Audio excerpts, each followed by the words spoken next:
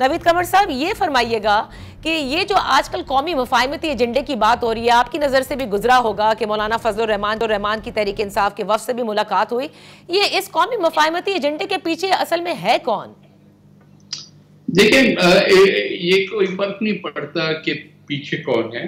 बात यह है कि क्या इसकी जरूरत है या नहीं है।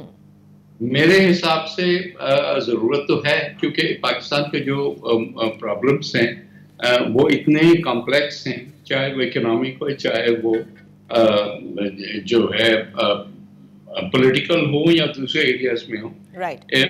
बहुत एक पाकिस्तान मुश्किल मुल्क हो गया है गवर्न करना।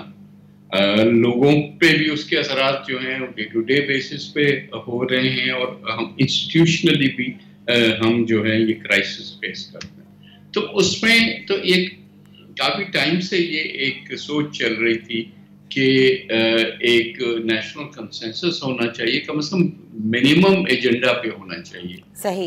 इलेक्शंस, पार्लियामेंट एंड डेमोक्रेसी पे होना चाहिए, हमारी इकोनॉमिक क्या रोड मैप है उस पे होना चाहिए, और ओवरऑल भी जो है एक एरिया ऑफ कोऑपरेशन होना चाहिए।